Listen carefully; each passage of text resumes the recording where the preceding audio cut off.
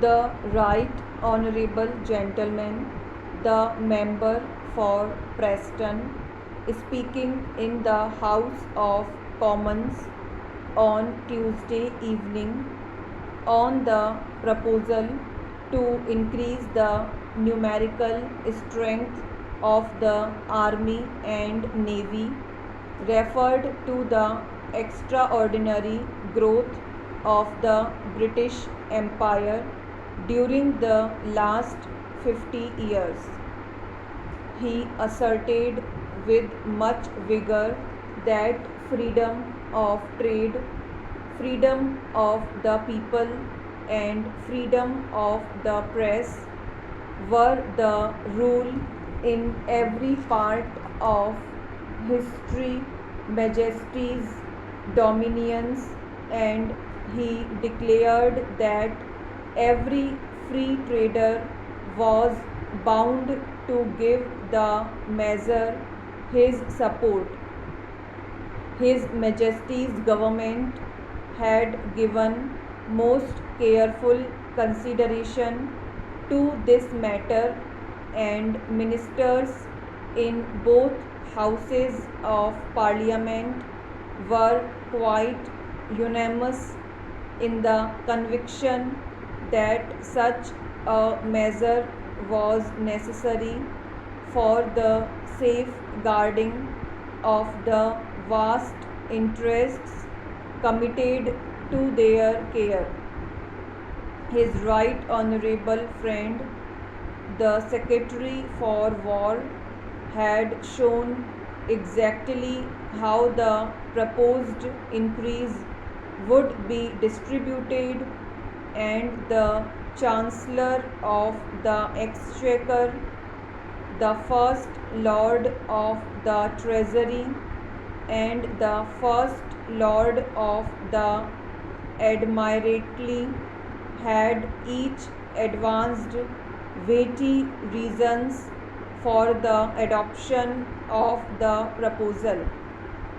It was not a party question, and he trusted that the right honourable gentleman, the leader of the opposition, would not attempt to make party capital out of it.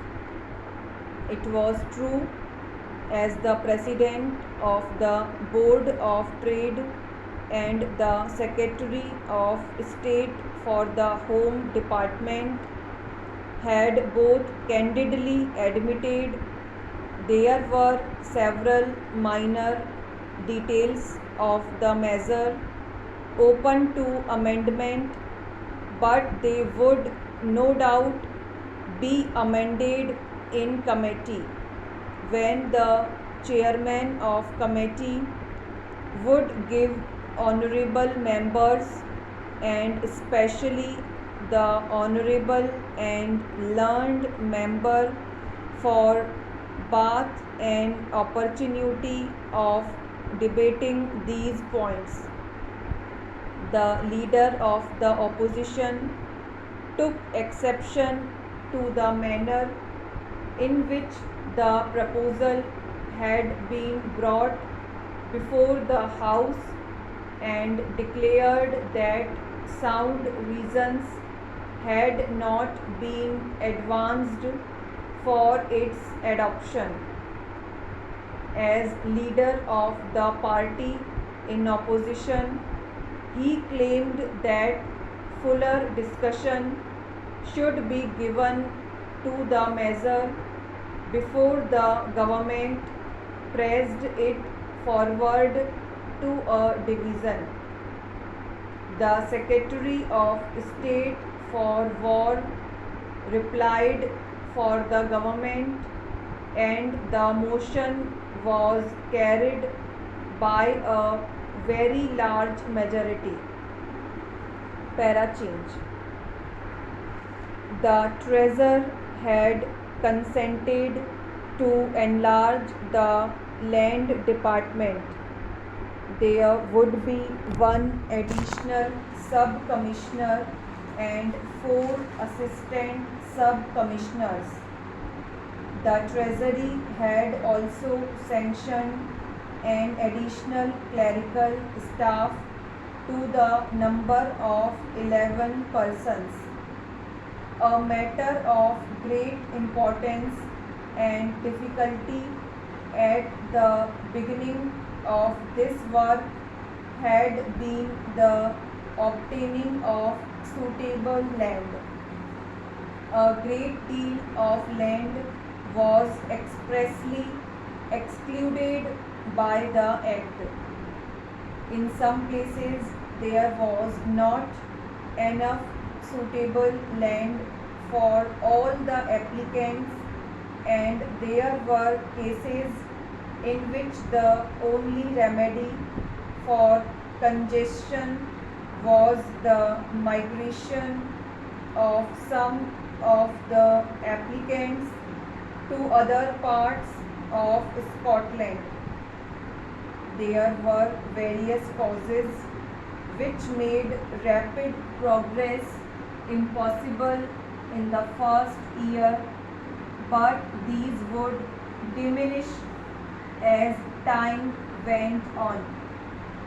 He hoped the board would be able to bring into use for smallholders land which now was either not cultivated or not being used to the best advantage. During the past century, a large area of arable cultivation had passed into permanent pasture, and he hoped it would be possible to place many small landholders on land of that kind of process, which would increase the number of men maintained on the soil. As to forests, there were two cases in which owners had offered to negotiate for settlement, and there were several other cases in which negotiations were going on. The question of compensation might make the taking of a small piece of land in the middle of a deer forest an extremely costly business. The first report showed that by the end of the year, subject to the decision of the land court, arrangements had been made to provide for 500 applicants, and since then a great deal of work had been done.